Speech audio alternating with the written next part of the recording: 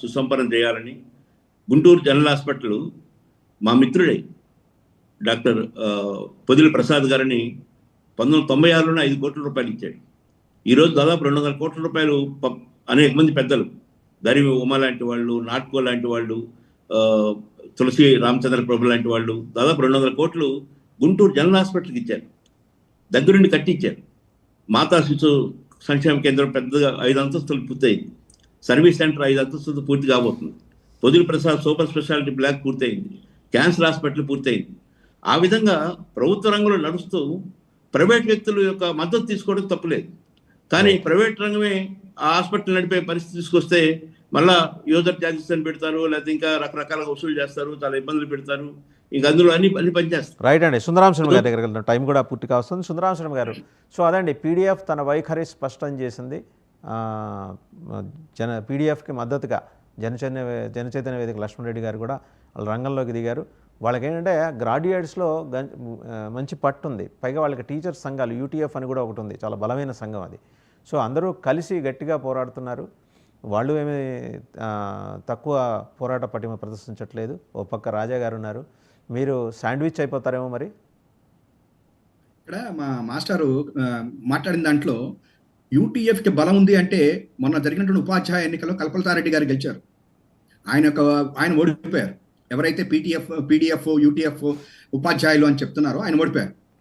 అంతేకాదు లక్ష్మణ్ రెడ్డి గారు కూడా 2009 నుంచి 15 అనుకుంటా సబ్జెక్టివ్ కరెక్షన్ 15లో కూడా ఆయన ఓడిపోయారు. అంటే ఇక్కడ ఒకటి చూడాల్సింది ఉంది. ఉపాధ్యాయులు అంటే అనగానే గంపగుత్తగా మనం ఏం చేసినా పర్వాలేదు, మనం శాసనమండలిలో మాట్లాడకపోయినా పర్వాలేదులే, మనకి అంతా యూటీఎఫ్లో ఉన్నామో లేకపోతే ఏదో భావజాలంలో ఉన్నాం కాబట్టి మనకు ఓట్లేస్తారు అనేటువంటిది కరెక్ట్ కాదు. నేను చెప్పాను కదా, ఆ 2 సార్లు కూడా అట్లాగే జరిగింది. గ్రాడ్యుయేట్ ఎన్నికల్లో కూడా మొన్నసారి ఎవరు గెలిచారో కూడా మనం చూసాం. ఆయన 2019లో గెలుపు గ్రాడ్యుయేట్ నుంచి జరిగింది. కానీ ఇప్పటికి వచ్చేసరికల్లా మొత్తం పూర్తిగా మారిపోయింది. ఎందుకని చెప్పంటే ఇందాక లక్ష్మణ్ రెడ్డి గారు ఎంతసేపు విజ్ఞాన వేదిక మాట్లాడింది 17 మెడికల్ కాలేజీల గురించి, వాస్తవం అది. లక్ష్మణ్ రెడ్డి గారి గురించి కాదు కదా ఇక్కడ పోటీ. నాకు మన లక్ష్మణరావు గారి గురించి పోటీ మాకు. లక్ష్మణ్ రెడ్డి గారు ఏ రోజున మాట్లాడలే. ఆయన ఏ రోజున మెడికల్ కాలేజీ ప్రైవేటైజేషన్ వద్దు అని శాసన మండలిలో రేపు 29 వరకు కూడా ఉంది ఆయనకి. ఇంకా ఇప్పటి వరకు ఒక్కరోజు మాట్లాడలే. ఎన్నికలు చేసిన తర్వాత శాసన మండలిలో మీరు ఎట్లా ప్రైవేటైజేషన్ చేస్తారు, పోర్ట్స్ని ఎట్లా ప్రైవేటైజేషన్ చేస్తారు, ఇవాళ రోజున విద్యా వ్యవస్థని మొత్తం కార్పొరేటీకరణ చేస్తున్నారు, ఎందుకు చేస్తారు అని ఒక్క మాట ఆయన మాట్లాడలే. పోటీ ఇప్పుడు నాకు ఆయనకి. అంతేగాని లక్ష్మణ్ రెడ్డి గారు డెఫినెట్లీ ఈజ్ ఎ జెంటిల్మన్. ఆయన ఇంకా చాలా విషయాలు మాట్లాడారు.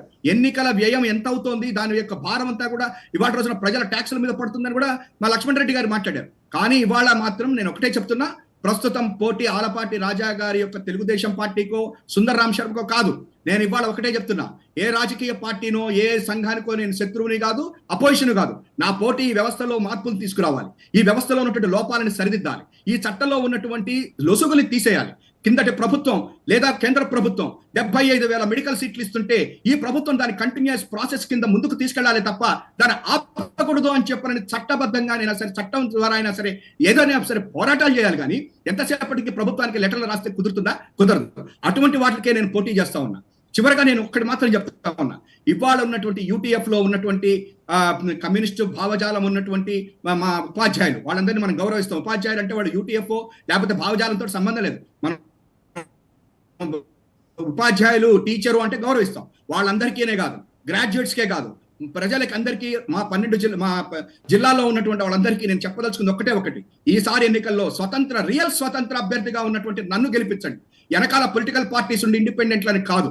ఇంకొకటి, ఇవాళ రేపు పొద్దున్న ఈ మెడికల్ కాలేజీలు, ఈ పోర్ట్స్, విద్యా వ్యవస్థ, మీకు రావాల్సినటువంటి రిటైర్ అయిన బెనిఫిట్స్, నిరుద్యోగ సమస్యలు, వీటి మీద గళమెత్తి శాసన మండలిలో మాట్లాడేది నేను ఒక్కడిని మాత్రం ఘంటాపదంగా చెప్తున్నా.